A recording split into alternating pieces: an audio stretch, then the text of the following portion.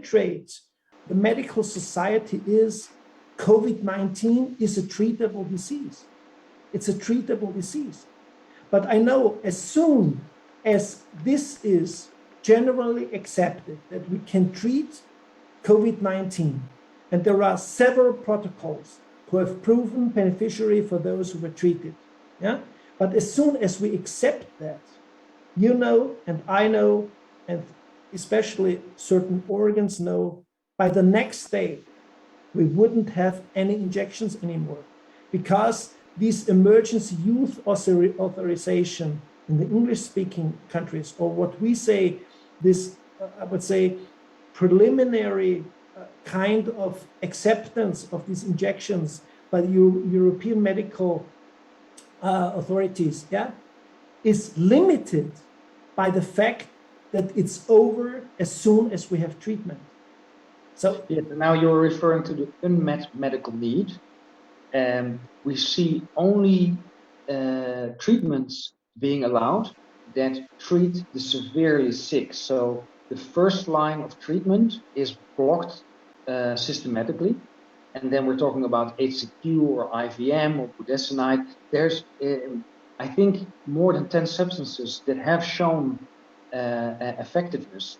And there, again, I think you point out correctly the whole reason why these treatments are blocked.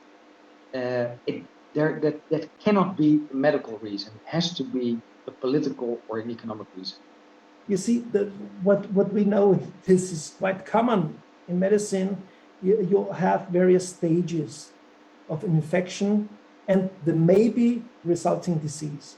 So you have something that is asymptomatic, where you don't have any symptoms. Then we have something we try to address by a term which is subclinical. So you might have some not very specific symptoms, not severe symptoms, and you are not even interested in what you got or what you didn't get because it solves by itself. Then you have the disease, which you might cure at home.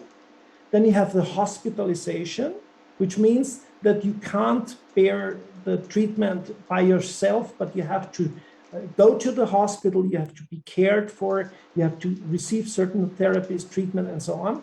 And then you have the very severe diseases which are brought to ICU and which need very, very intensive care, not only medical care in terms of drugs or injections or whatever, but in general. And then you have those who die. But you see, it's very easy to reason. As soon as you're able to reduce the number of those falling sick, you also reduce, maybe by the same key, those who need to go to hospital. And by the same key, those in hospital who fall severely sick. And by these means, who need to go to the ICU, and out of those who will die. And this reduction factor by early on treatment by one of those treating protocols is reported as being in between 70 and 85%. So this would directly translate into hospital admissions, in ICU stays, and in deaths. And this is strange. It's very strange that this is not accepted. Yeah, and then you're making the connection between the treatment of the individual, but also treating the disease as a whole. If you look at public health, we would solve any crisis or any epidemic just by treating the sick instead of focusing on surveillance, on testing, on prophylaxis. Why is it that there's such a focus on trying to not allow people to get sick and then subsequently not allow people to make their own decisions?